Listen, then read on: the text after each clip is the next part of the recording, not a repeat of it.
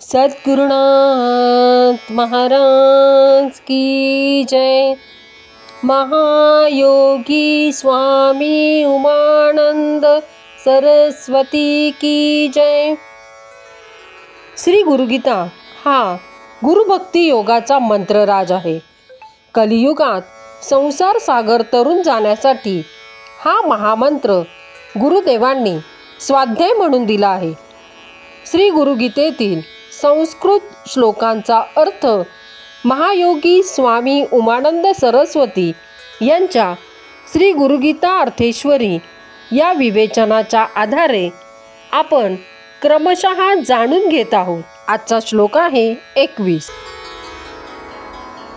अनन्याश्चिंतयन्तो मां सुलभं परमं पदं तस्मात् सर्व प्रयत्नेन गुरो आराधनं कुरु। श्री शंकर पुढे सांगत आहेत की अनन्य भावाने एकनिष्ठेने जे कोणी ज्याचे म्हणजे शिवरूप गुरुचे चिंतन करतात त्यांना परमपद सुलभ आहे। म्हणून सर्व प्रकारे प्रयत्न करून श्री गुरुची आराधना भक्ती करावी। गुरुभक्तीचे फळ हा श्लोक सांगतो। गुरुभक्तीने परमपद प्राप्त होते, तेही सुलभपणे। जीव शिवरूप होण्यास गुरुभक्ती हीच साधना होय, पण ही साधना सर्व प्रकारे प्रयत्न करून करायला हवी। सर्व प्रकारे म्हणजे देहाने बाहेरून व मनबुद्धीने आतून अशी बहिरंग व अंतरंग साधना हवी। साधकाचे प्रयत्न व पुरुषार्थ गुरुकृपेचे माप असते।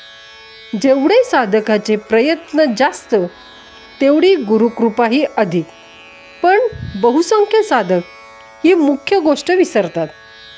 स्वतःच्या प्रयत्नांचे महत्त्व ध्यानात न घेता गुरुकृपेची याचना करीत राहतात।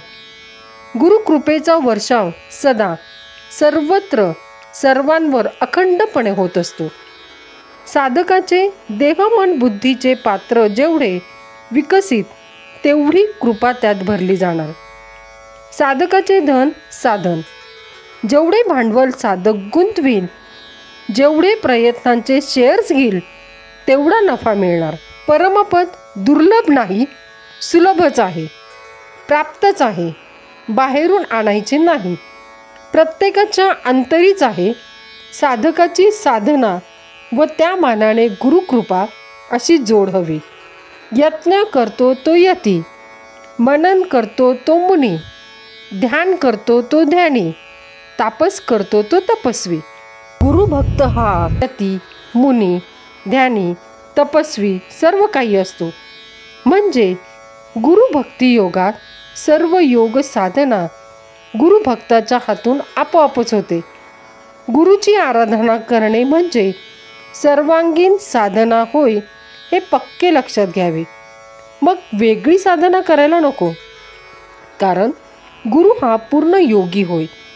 गुरुशी विभक्त न राहता भक्तीची गुरुप्रेमाची सतत धारा साधनेने वाहू लागली की हीच धारा कुंडलिनी जागृतीने ऊर्ध्व होऊन उलटी वाहून राधा होते। जेथे राधा तेथे कृष्ण असणारच। साधकाचेही आराध्य दैवत गुरुच होय।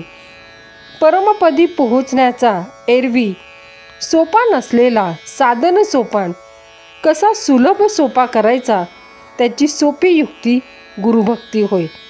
सद्गुरुनाथ महाराज की जय।